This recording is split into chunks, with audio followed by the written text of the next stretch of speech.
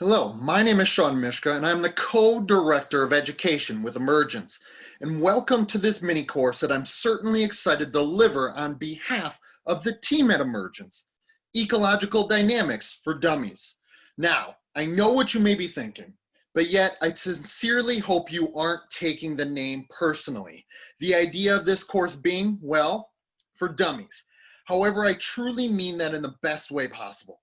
In fact, because there's so much information out there on the subject, in the depth and the breadth of our collective knowledge on how the concepts apply to sport movement behavior is constantly growing exponentially, many times it's easy for all of us to lose important perspective, to maybe miss the forest through the trees a bit.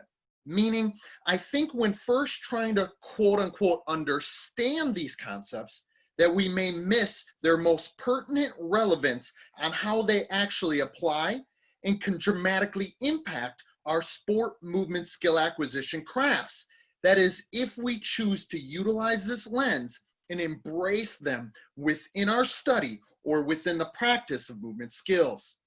So we wanted to whip together this course as sort of a bite-sized version, if you will, of our more in-depth and detailed course underpinnings. This is a way to sort of bring the community together in a way of establishing a common ground in as simple of way as possible. Thus, I guess possibly a more appropriate way of explaining what this course really is it would be to call it maybe a compilation of cliff notes, if you will. All in all, please just know that we're all on this learning journey together. The thoughts within this framework are constantly evolving through all of us sharing. But one thing is clear, the ideas do have significant staying power. So welcome aboard, and I hope that we're going to be able to lock arms together here and understand more deeply as things go on. So on that note, our objectives for this mini course are really quite simple to say, but of course they're going to be harder to fulfill and deliver, though I'm certainly going to do my best in facilitating them to come to fruition. Now, we believe that the community is at a sort of challenge point, if you will. And much of this challenge point stems from some of the dense and the confusing language that is often utilized within this framework. You know, there's also going to be some misapplications and some misunderstandings around them that sort of muddy the waters, if you will. Thus, we hope to offer a little bit of clarity for you all and for the community here. Specifically, we want to bring people to a similar place of discussion and understanding, not necessarily from our own definitions here at Emergence and our point of view, but instead, as you will see throughout this mini course, we're going to try to utilize the ideas conveyed through the words of the innovators and through the words of the thought leaders of this ecological dynamics framework. On this similar note, please know that we're humbled that you trusted us to consider locking arms with us on this journey, and we do not take that trust for granted at all. If there are pieces throughout the course that do not make sense to you for whatever reason, we welcome you reaching out either on social media, via email, or via question and answer on our movement meetup opportunities. We appreciate your passion and your energy, and we are invigorated by it ourselves. Thus, we took great personal care in ensuring that the content presented within this course would be vital to the craft of any and every sport movement specialist.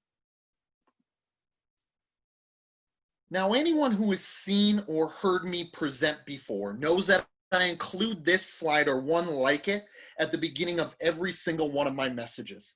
So I'm sorry for the redundancy here if you've heard this song and dance before, but I feel that it's really too important to me not to at least mention it and include it. Of course, it's none other than the words by the late and great martial artist and all-around movement philosopher, for that matter, Bruce Lee, who gave us the words to live by as a sport movement specialist. And really, anyone who's truly trying to evolve their craft in any way, shape, or form. It should be noted that when Bruce Lee initially said these words, that he started out with the idea of researching one's own experience or utilizing one's own experience. and then to absorb what is useful, discard what is not, and add what is uniquely your own. And the reason for me including it in all learning opportunities is simple. I think it's how each craftsman should approach all experiences as an experience of continuing education, meaning with anything that I'm about to offer you throughout the course. I hope that you all feel like you have permission to take it with a grain of salt, using these words in this motive from the dragon himself. I'm not going to attempt to teach you anything per se. I'm simply hoping to be a guide or a pointer to information, a pointer to facilitate a deeper understanding for you, hopefully. But it must be with how it applies for you. So, that being said, you have a certain responsibility here. It's up to you to decide what's most useful for you in the content which is shared. I'm hoping that some of the content will actually directly speak to you and really resonate to you within your craft. Additionally, there will probably also be some things that I don't say for whatever reason that allows it to connect to you whatsoever. So some things that I'm going to say probably isn't going to resonate all that much. Maybe it's within the ideas themselves, or maybe it will actually be because of the way that I explain them or the examples that I use. So with any ideas that may fit under this umbrella here, don't let me or my lack of teaching prowess deter you from investigating that idea further for yourself. But for the time being, it's perfectly acceptable to discard it at this moment. And finally, don't forget that we are each special in our own way. I know, cheesy, but true. So please add whatever you feel is uniquely your own. You owe it to yourself and you owe it to your athletes. Now, as long as that idea makes sense to you and you can connect to it, you can explain it, and you believe in its relevance within your craft, that's what truly matters. So, with all that said then, let's finally dive right into the deep end. Particularly, let's start with acknowledging the complex world of sport movement behavior. Particularly, as we do this, when we think of the first few times that you may hear any of the definitions or terms, some of these principles and concepts that we're going to unpack that may make up an ecological dynamics framework, you may think to yourself something that nearly everyone else does. Man, it really seems like they're making this awfully complex. Or you may think, can't they just dumb it down a little bit for me? In fact, maybe one of the biggest criticisms I've gotten over the years from others is initially feeling as though I'm not making my explanations, or rather I am making the explanations of movement skill behavior overly complex and not making them as simple as maybe as I need to in order to communicate them. However, let's be quite frank here today. As I've pointed out numerous times before, sport movement behavior is complex. And by that I mean, if you're going to attempt to really try to understand sport movement behavior in its chaotic, in its dynamic, in its contextual nature, you absolutely must respect the complexity of it all. I'm not suggesting that we try to make it more complicated than it is, always looking maybe at the minutia at a microscopic level. But let's remember what complexity really entails. In basic terms, complexity means something that is composed of numerous interacting component parts. This seems an awful lot like sport to me. So even though the best any of us can do right now is to, quote unquote, try to understand those component parts and how those component parts will interact, I also find that the lens offered by an ecological dynamics framework, in using this framework in this lens in attempts to explain sport movement behavior, its component parts and its interactions, will get us well on our way. And I feel as though as long as you give it an equal chance, it can and will do the same for you. So people who've yet to adopt an ecological dynamics oriented framework will often question not only its efficacy, but also, and maybe more so, the need for an ecological dynamics oriented framework. This latter place is actually a place that I sat not that long ago. If I just think back to around 2012 and at the beginning of 2013, that's really where I sat. I thought, though I now can recognize and realize I was wrong, that the traditional models, which were oriented around a more biomechanically centered, a technical model-based approach, where one was attempting to imprint some sort of model or representation in the brain through an accumulation of as many flawless-based repetitions as an athlete could muster. I felt like this was actually really the way to go. This perfect practice model, this perfect practice makes perfect or permanent type of model, if you will.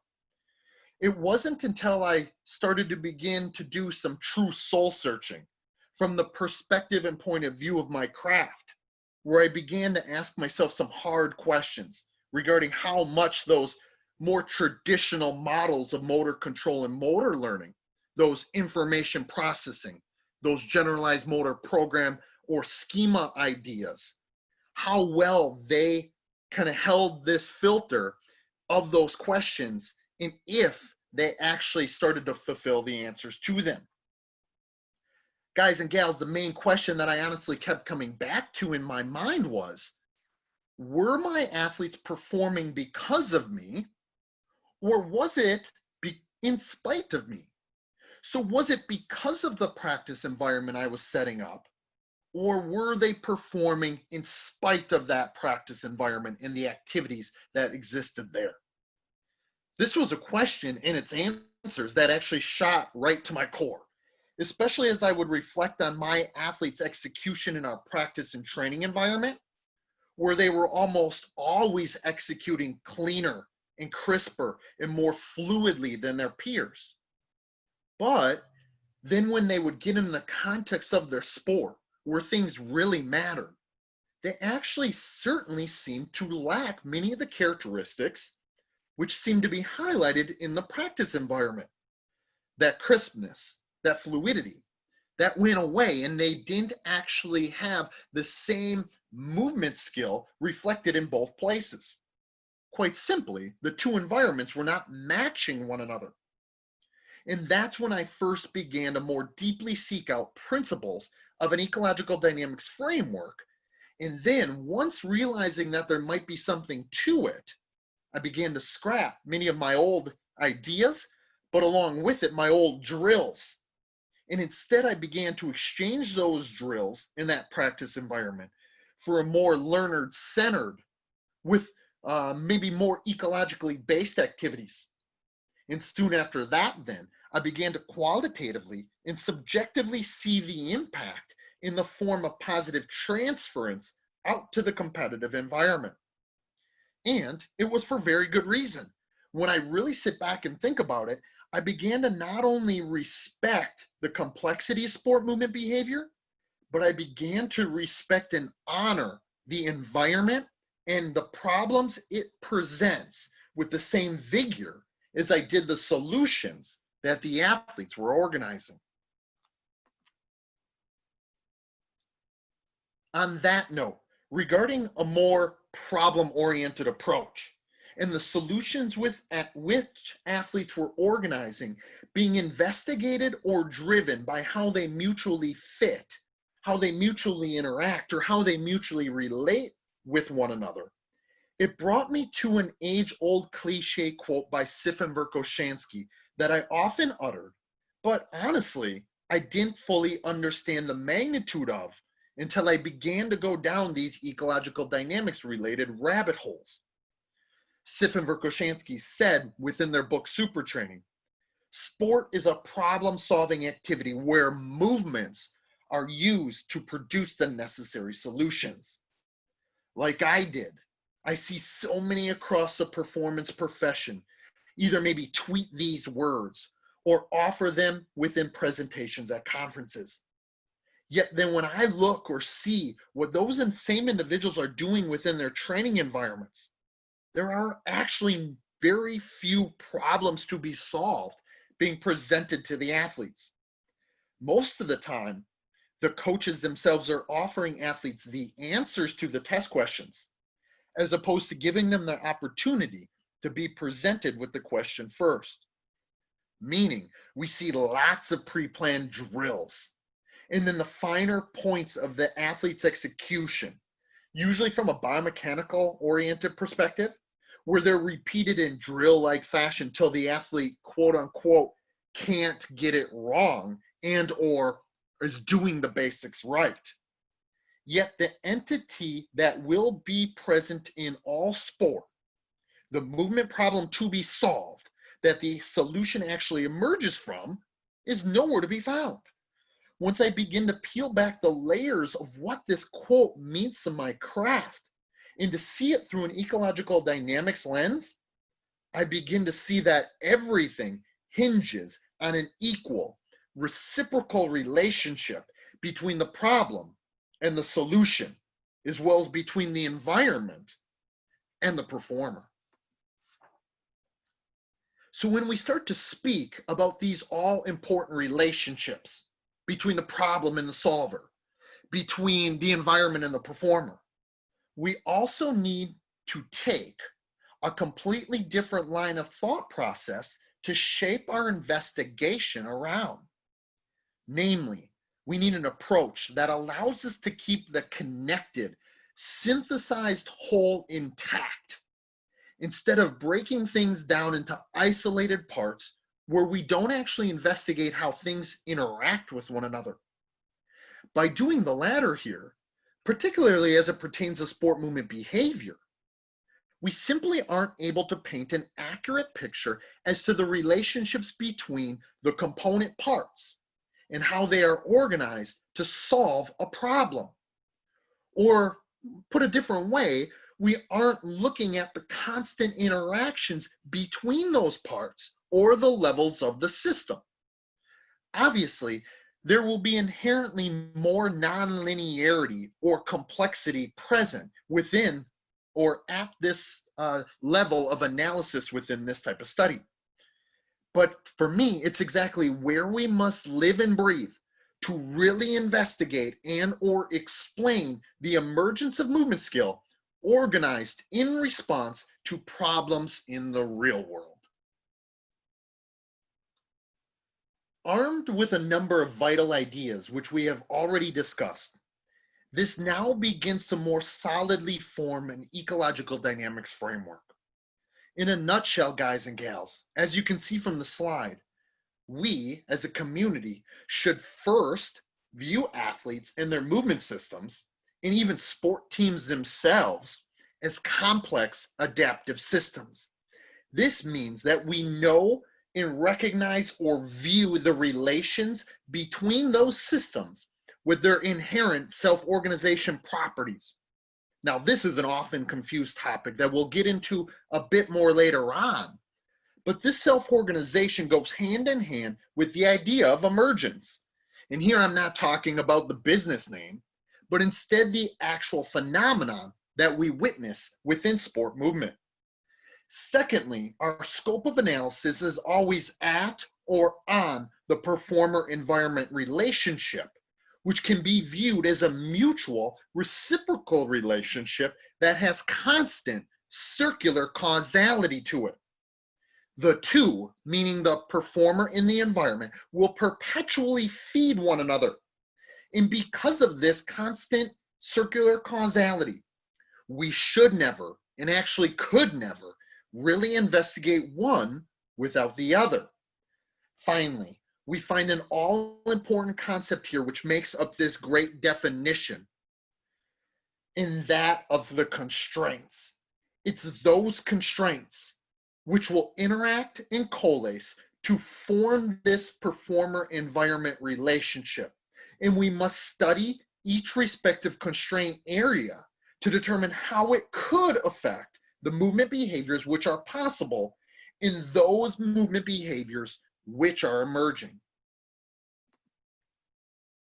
If we continue to expand upon that definition a little further, you will hear both thought leaders across the community engaged in ecological dynamics, as well as our team here at Emergence, consistently talk about the relationships which underpin the movement behaviors which are organized as functional movement solutions, which are coordinated and controlled to meet the needs of the problems in the environment.